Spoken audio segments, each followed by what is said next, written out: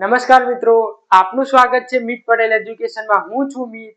આજે આપણે ધોરણ 7 માં પ્રકરણ નંબર 1 વનસ્પતિઓમાં પોષણનો બાકી રહી ગયેલા પ્રકરણનો અભ્યાસ કરીશું. તમે સૌથી પહેલા વિજ્ઞાનની બુક જોડે લઈને બેસજો, જેથી કરીને હું જે પણ ટોપિક તમને અંડરલાઈન કરાવું તે તમે કરજો. અને એ ટોપિક અંડરલાઈન આપણે એટલા માટે કરવાના છે કે તમે જ્યારે પરીક્ષાના સમયે એ ટોપિક વાંચવા બેસો તો તે ટોપિક ઉપર તમારી નજર પહેલા પહોંચે. તો આજે આપણે જાણીએ કે લાલ, જાંબલી અને કથ્થઈ રંગના પર્ણો ધરાવતી વનસ્પતિ વિશે. આ વનસ્પતિના પર્ણો પ્રકાશ સંશ્લેષણ કરી શકે છે. હવે તમને અહીં એવું થતું હશે કે સર તમે અગાઉ એવું કહ્યું કે વનસ્પતિ હરિતદ્રવ્ય ધરાવે છે અને તેનો રંગ લીલો હોય છે, આથી તે પ્રકાશ સંશ્લેષણ કરે છે અને પોતાનો ખોરાક જાતે બનાવી શકે છે. હા, આ વાત બરાબર છે. અહીં તમારા મનમાં એવું પણ સવાલ ઊભો થતો હશે, તો આ વનસ્પતિ પોતાનો ખોરાક કઈ રીતના મેળવતી હશે? શું વનસ્પતિ બીજા વનસ્પતિ પાસે જશે કે મને ખોરાક આપો એમ કરી? ના, એવું નહીં થાય. આ વનસ્પતિ પણ પોતાનો ખોરાક જાતે બનાવે છે. તો તમને એવું થશે કે જો આ વનસ્પતિ પોતાનો ખોરાક જાતે બનાવી શકતી હશે તો તે શું પ્રકાશ સંશ્લેષણ કરી શકે છે? હા, તે પ્રકાશ સંશ્લેષણ કરી શકે છે. અને જો આ વનસ્પતિ પ્રકાશ સંશ્લેષણ કરી શકે છે તો તેની પાસે હરિતદ્રવ્ય છે. હા, આ વનસ્પતિ પાસે હરિતદ્રવ્ય છે, પણ તેની પાસે આ હરિતદ્રવ્ય ઓછા પ્રમાણમાં છે અને અન્ય રંજક દ્રવ્યો વધારે પ્રમાણમાં છે. આથી જ આપણને આવી વનસ્પતિઓના પર્ણો અન્ય રંગના જોવા મળે છે. આ વનસ્પતિના પર્ણોમાં હરિતદ્રવ્યની હાજરી ઓછી છે, તેથી જ આપણને લીલો રંગ દેખાતો નથી. પરંતુ તેની પાસે હરિતદ્રવ્ય છે અને તે પ્રકાશ સંશ્લેષણ પણ કરી શકે છે. આ પ્રકાશ સંશ્લેષણની પ્રક્રિયાથી આ વનસ્પતિ પોતાનો ખોરાક જાતે બનાવી શકે છે. હવે આપણે આગળ બીજો શબ્દ જાણીએ કે લીલ, જેને આપણી ભાષામાં શેવાળ પણ કહીએ છીએ. આ શેવાળ આપણને ચોમાસામાં બંધ ટાંકીના પાણીમાં તથા તળાવોમાં અને અન્ય પાણી ભરેલી જગ્યાઓમાં જોવા મળે છે. આ લીલ પર્ણો વગરની હોય છે. આ લીલ પાસે પર્ણો હોતા નથી. આ લીલ લીલા રંગની હોય છે અને હરિતદ્રવ્ય ધરાવે છે. આથી તે તેનો ખોરાક પ્રકાશ સંશ્લેષણની પ્રક્રિયાથી જાતે બનાવી શકે છે. આ લીલ પાસે પર્ણો હોતા નથી. આ લીલ આપણને રેસાઓ જેવી જોવા મળે છે અને આ લીલનો રંગ લીલો હોવાથી તે હરિતદ્રવ્ય ધરાવે છે અને પોતાનો ખોરાક પ્રકાશ સંશ્લેષણની ક્રિયાની મદદથી જાતે બનાવી શકે છે. હવે આગળ કાર્બોદિત પદાર્થોનું સિવાય વનસ્પતિ ખોરાકનું સંશ્લેષણ, એટલે કે વનસ્પતિ ખોરાકનું સંશ્લેષણ કાર્બોદિત પદાર્થો સિવાય. જે વનસ્પતિ આપણે કાર્બોદિત પદાર્થનું સંશ્લેષણ કરતી હતી, હવે એના સિવાય કયા ઘટકોનું સંશ્લેષણ કરે છે આપણે આગળ તે જોવાનું છે. આપણે આગળ શીખ્યા કે વનસ્પતિ પ્રકાશ સંશ્લેષણની ક્રિયા દ્વારા કાર્બોદિત પદાર્થોનું સંશ્લેષણ કરે છે. એટલે કે વનસ્પતિ પ્રકાશ સંશ્લેષણની ક્રિયા દ્વારા ખોરાક બનાવે છે અને કાર્બોદિત પદાર્થોનું સંશ્લેષણ કરે છે. આ કાર્બોદિત પદાર્થો કાર્બન ડાયોક્સાઇડ, હાઇડ્રોજન અને ઓક્સિજનના બનેલા હોય છે.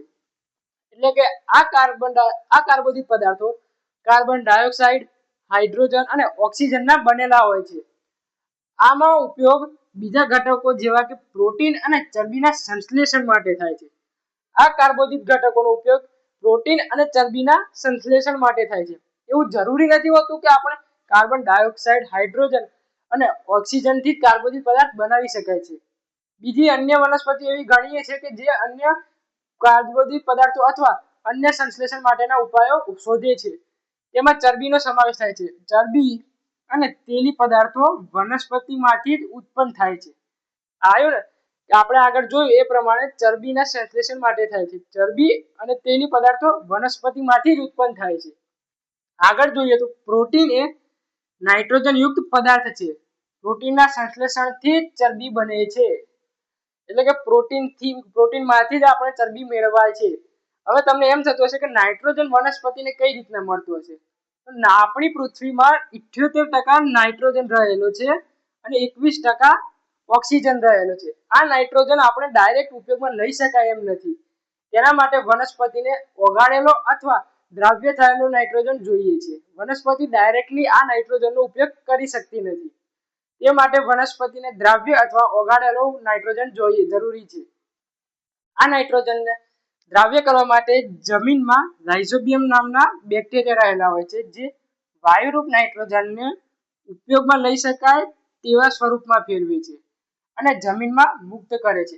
આનાથી નાઇટ્રોજન પાણી સાથે વનસ્પતિ દ્વારા શોષાય છે. જ્યારે વનસ્પતિ મૂળ દ્વારા પાણી શોષે છે તેની સાથે સાથે નાઇટ્રોજન પણ ત્યાંથી શોષાય છે. તમે જોયું હશે કે ખેડૂત નાઇટ્રોજનથી ભરપૂર ખાતરો જમીનમાં ભેળવે છે. આ ખાતરો જ્યારે ખેડૂત જમીનમાં ભેળવે છે ત્યારે વનસ્પતિ તેનો નાઇટ્રોજન અને અન્ય ઘટકોની જરૂરિયાત પૂરી કરી લે છે. વનસ્પતિને પણ આ નાઇટ્રોજન અને અન્ય ઘટકોની જરૂરિયાત હોય છે, કારણ કે વનસ્પતિ એકવાર આપણે વાવીએ ખેતરમાં તો તે પછી કેટલી વાર જમીનમાંથી પોષણ કરશે, જમીનને પણ પોષણની જરૂર તો પડશે ને.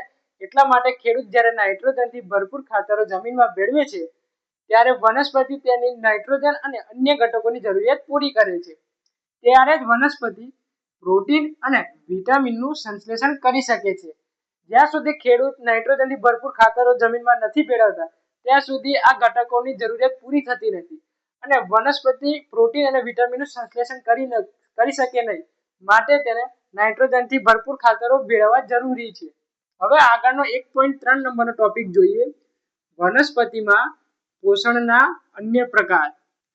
આપણે આગળ જોયું કે અન્ય રંગના પર્ણોવાળી વનસ્પતિ છે તેવી જ અન્ય વનસ્પતિઓ છે, પણ તેની પાસે હરિતદ્રવ્ય નથી.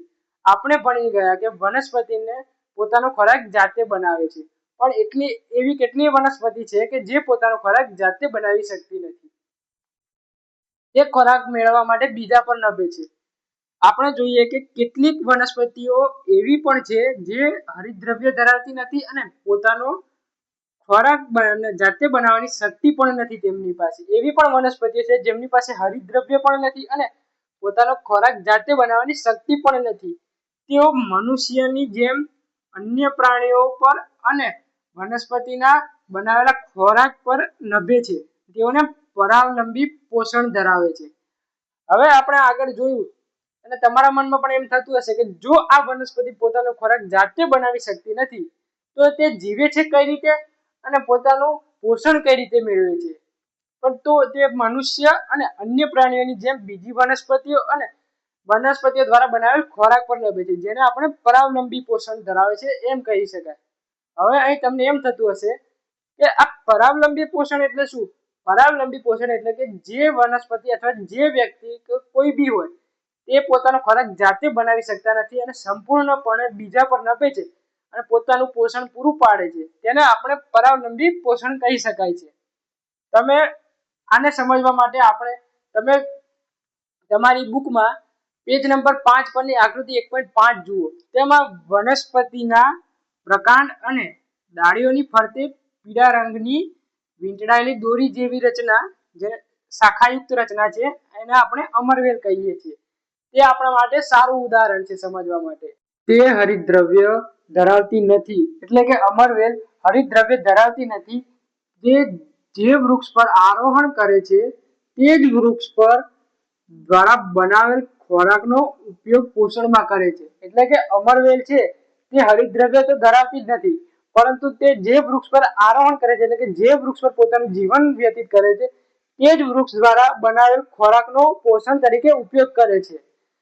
આ વૃક્ષ પર અમરવેલ આરોહણ કરે છે. આ વૃક્ષને યજમાન કહેવામાં આવે. એટલે કે અમરવેલ જે વૃક્ષ પર આરોહણ કરે છે અથવા તો જે પણ કોઈ પણ બીજા ઉપર નભે છે તેને યજમાન કહેવામાં આવે છે અને પોતાનું પોષણ યજમાન પાસેથી લે છે. આથી અમરવેલને પરોપજીવી કહેવામાં આવે છે. એટલે કે સમજવા જઈએ તો કે જે કોઈ પણ પોતાનો ખોરાક બીજા પાસેથી મેળવે છે, પોતે કશું પણ એટલું પણ કરતા નથી, તેને આપણે પરોપજીવી કહીએ છીએ. અને જે બધું આપે છે, જે વ્યક્તિ અથવા જે વૃક્ષ બીજાને પોષણ આપે છે તેને આપણે યજમાન કહી શકાય. હવે તમને અહીં એવું થતું હશે કે પરોપજીવી એટલે શું? પરોપજીવી એટલે કે જે વનસ્પતિ કશું પણ કરતી નથી અને બીજા પાસેથી પોષણ મેળવે છે અને બદલામાં તેને કશું આપતી નથી, તે ખાલી તેનામાંથી પોષણ મેળવે છે અને તેનું જીવન તેના ઉપર જ વ્યતીત કરે છે, તેને આપણે પરોપજીવી કહી શકાય છે. હવે આગળ જોઈએ તો કળશપર્ણ. તેમાં એક વનસ્પતિ આપી છે. આના માટે તમારે તમારા પેજ નંબર 5 પરની આકૃતિ 1.6 જોવાની રહેશે, જેમાં તમને એક વનસ્પતિની આકૃતિ આપી છે. આ વનસ્પતિ લીલી કે અન્ય રંગ ધરાવી શકે છે. આ કળશપર્ણ અથવા જગ જેવી રચના છે. આ આકૃતિમાં તમે જોશો તો કળશ જેવી અથવા તો જગ જેવી તમને રચના દેખાશે. આ પર્ણનો રૂપાંતરિત ભાગ છે. આથી આ પર્ણનો અગ્રભાગ ઢાંકણ જેવી રચના ધરાવે છે. આ જે કળશ અથવા જગ જેવી રચના છે તે પર્ણનો રૂપાંતરિત ભાગ છે અને આ પર્ણનો ભાગ ઢાંકણ જેવી રચના ધરાવે છે. આ કળશ મુખનો ઢાંકણ વાળો ભાગ બંધ પણ કરી શકે છે અને ખોલી પણ શકે છે. એટલે કે જે કળશ પર્ણ છે તે તેનો ભાગ આમ ખોલી પણ શકે છે અને આમ બંધ પણ કરી શકે છે. કળશમાં નીચેની તરફ વળેલી વાળ જેવી રચના હોય છે. જ્યારે કીટક કળશમાં અંદર પ્રવેશે છે ત્યારે ઢાંકણ બંધ થઈ જાય છે. કળશમાં જે ઢાંકણ હોય છે તે કીટક અંદર પ્રવેશતાની સાથે બંધ થઈ જાય છે અને આ કળશની અંદર વળેલા વાળ જેવી રચના હોય છે. જ્યારે કીટક અંદર પ્રવેશે છે ત્યારે આ કીટક વાળમાં ફસાઈ જાય છે અને કળશ જેવી રચનામાં પાચક ઉત્સેચકોના સ્ત્રાવથી કીટકનું પાચન થાય છે. જે આપણા કળશ જેવી રચના હોય છે, આવી રીતે આડી વળેલી કળશ જેવી રચના છે, તેની અંદર પાચક ઉત્સેચકોનો સ્ત્રાવ થાય છે અને આ સ્ત્રાવના કારણે કીટકનું પાચન થઈ જાય છે. આ કીટકના પાચન બાદ તેના પોષક તત્વો શોષાય છે અને આવી કીટકોના આહાર તરીકે ઉપયોગ કરતી આવી વનસ્પતિઓને આપણે કીટાહારી વનસ્પતિઓ કહે છે. કે જે વનસ્પતિ કીટકોનો આહાર તરીકે એટલે કે ખોરાકમાં ઉપયોગ કરે છે તેને આપણે કીટાહારી વનસ્પતિઓ કહીએ છીએ. આપણે આ વિડીયોને અને આ ટોપિકને અહીં સમાપ્ત કરીએ છીએ. આપણે હવે બે ટોપિક્સ બાકી છે, 1.4 અને 1.5. તે આપણે નેક્સ્ટ વિડીયોમાં જોઈશું. જો આ વિડીયો તમને સારો લાગ્યો હોય તો વિડીયોને લાઈક કરજો, ચેનલને સબસ્ક્રાઇબ કરવાનું ભૂલતા નહીં અને તમારા મિત્રો સાથે વિડીયોને શેર જરૂરથી કરજો. આપણે બીજું નેક્સ્ટ વિડીયોમાં જોઈશું.